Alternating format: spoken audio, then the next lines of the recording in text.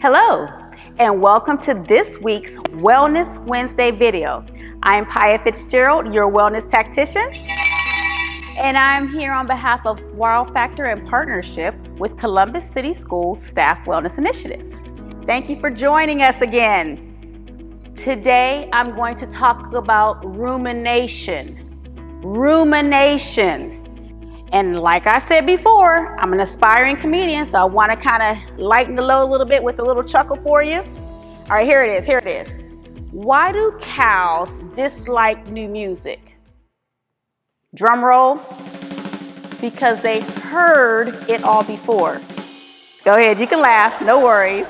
All right, folks, speaking of cows, we're going to go back to rumination. Nice joke for me, because when we think about rumination is really something for cows, and yet we find ourselves doing it all the time. We find ourselves ruminating over things, oh my goodness, what are we going to do about this? Or why did they say that? And we find 50 different ways to analyze why someone says something that bothered us. We ruminate over it. But it's for cows, it is not for you. So our SEL competency, the context we're going to focus on is self-management when it comes to rumination.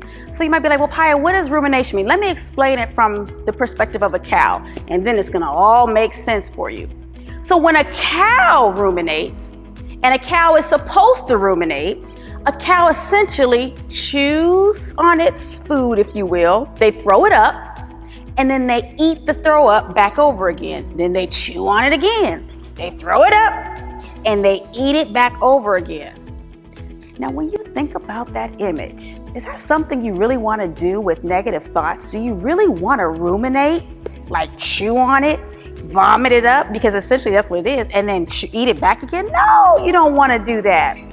Let me give you another example. So like, for example, when you're at a restaurant, this is how easy it is. This is how easy it is to stop ruminating. When you're at a restaurant, do you look at the menu? I have my menu right here for one of my favorite restaurants.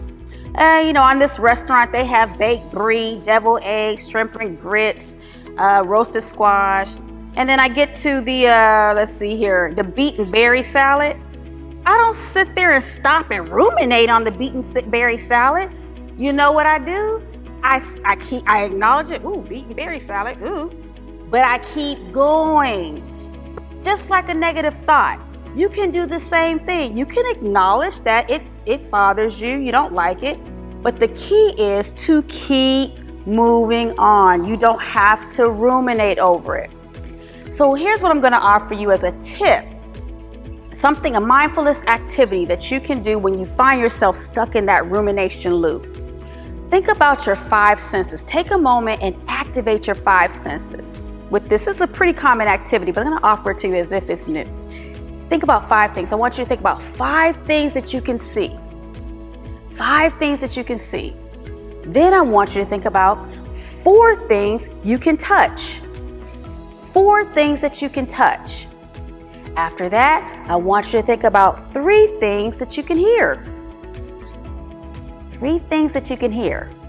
And then two things that you can smell. 2 things you can smell. And then finally, 1 thing that you can taste. So if you have your little favorite beverage at the time, go ahead and take a little sip at that moment. Experience that taste. The whole point is that you taking a moment to take your mind off of that thing that you're ruminating on, you'll be amazed at how it makes it easier for you to shift in the direction that's going to work in your favor. So this is all about mindfulness, minding your mind so that you're leveraging the power of thought.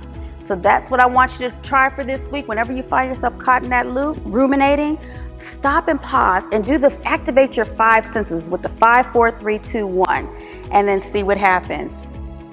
Thank you for watching, and stay tuned for next week's Wellness Wednesday video. Have a good day.